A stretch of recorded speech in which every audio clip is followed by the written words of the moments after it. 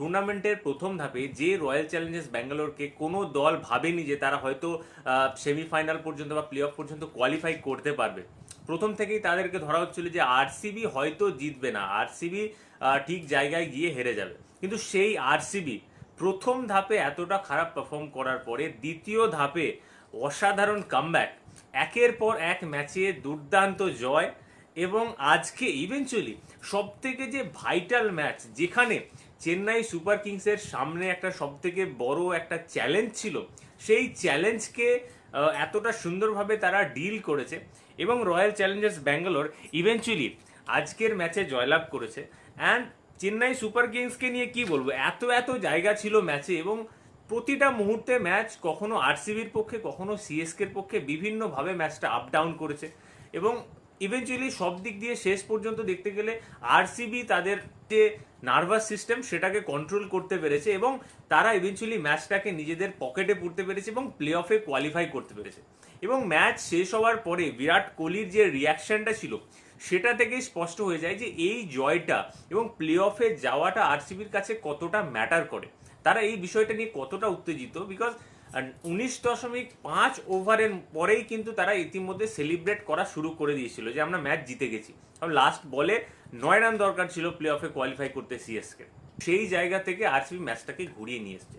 নাও ম্যাচে বেশ কিছু জায়গা ছিল যেখানে আরসিবির জন্য পরিস্থিতি অত্যন্ত কঠিন ছিল, যার মধ্যে সব থেকে ইম্পর্টেন্ট আমার মনে হয় বিরাট কোহলির যে ইনিংসটা, 28 বলে 47 রানে বিরাট কোহলির যে ইনিংসটা, এটা যে কোনো বড় একটা ইনিংসের থেকে অনেক বেশি ইম্পর্টেন্ট। কারণ যে টাইমে তিনি এই পার্টনারশিপটা করেছিলেন ডুপ্লেসির সাথে এবং যে টাইমে তিনি ইনিংসটা খেলেছিলেন, পিচ কিন্তু ব্যাটিংয়ের জন্য মোটেও সুটেবল ছিল না।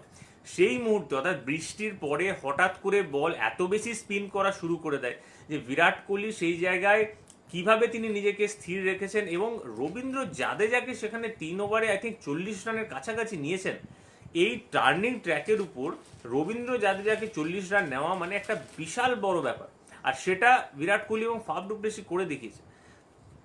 মাঝের 3 ওভার যে বৃষ্টির পরে ম্যাচটা শুরু হলো, সেই জায়গায় 3 ওভারে মাত্র 11 রান এসছে, কারণ সিএসকের তরফ থেকে স্পিনাররা অনেক বেশি হেল্প পাচ্ছিল। কিন্তু সেখানে বিরাট কোহলি নিজের কামটা কন্ট্রোল করে রেখেছে, মাথা ঠান্ডা রেখেছে এবং পার্টনারশিপটাকে লম্বা করেছে। ইভেনচুয়ালি একটা জায়গায় গিয়ে টপ এজ লেগে বিরাট কোহলি আউট হয়ে যায়, বাট নিচের দিকের ব্যাটসম্যানগুলো কি অসাধারণ খেললো।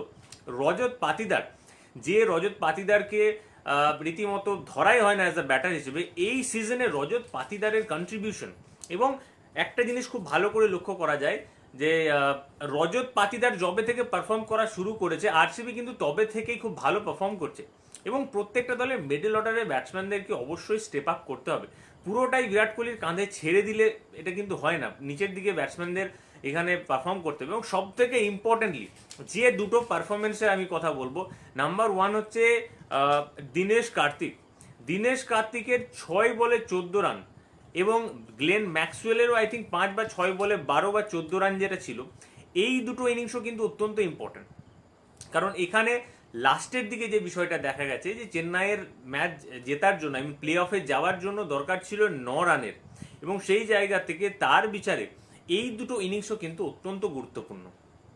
অর্থাৎ রয়্যাল চ্যালেঞ্জার্স ব্যাঙ্গালোর লাগাতার যে এতগুলো ম্যাচ জিতলো, তাদের যে মোমেন্টাম রয়েছে, এই মোমেন্টাম নিয়ে কোথাও না কোথাও এলিমিনেটর এবং প্লে অফের যে সেকেন্ড ম্যাচ, সেই জায়গায় কিন্তু আরসিবি অনেকটা এগিয়ে থাকবে, কারণ তারা একের পর এক ম্যাচ তারা কিন্তু জিতেই চলেছে।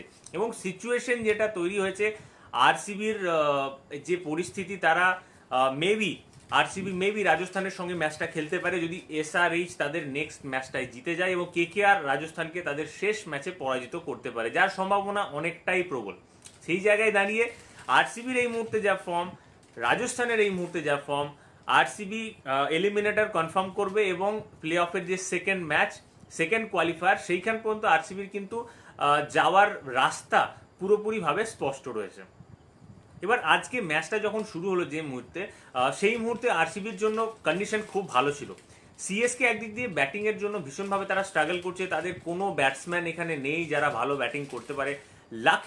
খুবই লাকিলি আজকে রাচিন রবীন্দ্র ভালো খেলে দিয়েছে এবং সেখানে ঋতুরাজ আবার আউট হয়ে গেছে। সো ওভারঅল রবীন্দ্র ইনিংসটা সিএসকের জন্য ইম্পর্টেন্ট ছিল।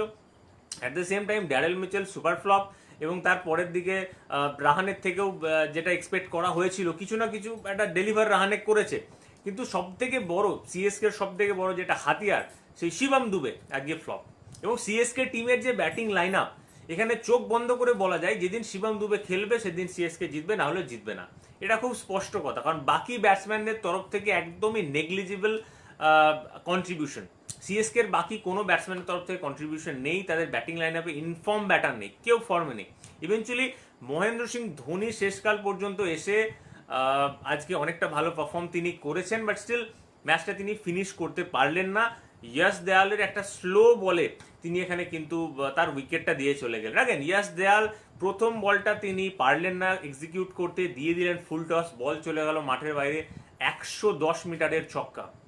এবং তার আগের ওভারেও কিছু না কিছু বোনাস লাগাতার তাদেরকে দেওয়া হয়েছে। ইয়াশ দেয়াল গত ওভারে গিয়েও যাকে হাফ বলিতে 6 খেয়ে এসেছিলেন। সো ওভারঅল আরসিবিকে এখনো বোলিং নিয়ে ভাবনা চিন্তা করতে হবে, স্পেশালি ডেথ বোলিংটা নিয়ে, কারণ জাদেজা খুব ভালো পুল শট খেলতে পারেন না, বাট স্টিল জাদেজাকে হাফ বলই খেলানো হয়েছে, যেটা জাদেজা খুব ভালো খেলতে পারেন, এবং সেখানে একের পর এক 6 খাওয়া হয়েছে। সো এই জিনিসগুলো অবশ্যই আরসিবিকে ভাবতে হবে, এবং ব্যাটারের যে স্ট্রেংথ, ব্যাটসম্যানের স্ট্রেংথ অনুযায়ী তাদেরকে কাজ করতে হবে। একটা ব্যাটসম্যান সে ভালো সামনের বলে হিট করতে পারে, তাকে কেন সামনের বল দিয়ে 6 খাওয়ানো হচ্ছে? তাকে সামনে স্লোয়ার বল দেওয়ারও দরকারটা কি আছে?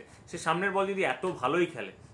তো এই জিনিসগুলো অবশ্যই আরসিবিকে এখনও কিন্তু ইন ফিউচার তাদের ম্যাচগুলো জিততে হলে এই জিনিসগুলো কনফার্ম করতে হবে, ঠিকঠাক করতে হবে। বাট রয়্যাল চ্যালেঞ্জার্স ব্যাঙ্গালোর আজকের এই যে জয়, এটা কিন্তু একটা বিশাল বিশাল ম্যাটার করে ফর বিরাট কোহলি। বিরাট কোহলি কয়েকদিন আগেই বলেছিলেন যে তার লাইফের যে সমস্ত জায়গাগুলো আছে আফসোসের, সেগুলো তিনি রাখতে চান না, এবং যে টাইমে তিনি আন্তর্জাতিক বা সব রকমের ক্রিকেট থেকে অবসর নেবেন, তিনি কোনো এমন জায়গায় রাখতে চান না যেখানে তার আফসোস থাকবে। সো আইপিএল এর যে ট্রফি, সেই আইপিএল এর ট্রফিটা কিন্তু একটা বিশাল বড় ইম্পর্টেন্ট ব্যাপার বিরাট কোহলির জন্য। সো তিনি চাইবেন এই সিজনে আইপিএল ট্রফিটা যাতে তিনি জিততে পারেন। বাট স্টিল লড়াইটা এখানেই শেষ নয়, এখনো খুবই হার্ড হিটিং সাইডগুলোর সঙ্গে আরসিবিকে ফাইট করতে হবে। সিএসকে তাদের ব্যাটিং লাইন আপ বরাবর তাদের সমস্যা দিয়ে এসছে এই পুরো সিজন জুড়ে, এবং অ্যাট দ্য সেম টাইম যে বোলিং লাইন আপ, সিএসকে যে বোলিং লাইন আপ আজকে খুবই দুর্বল। আবারও দেখা গেছে শার্দুল ঠাকুর যদি ডেথ ওভারে বোলিং করে, তাহলে সিএসকে বোলিং লাইন আপ নিয়ে আর কি বলা যাবে?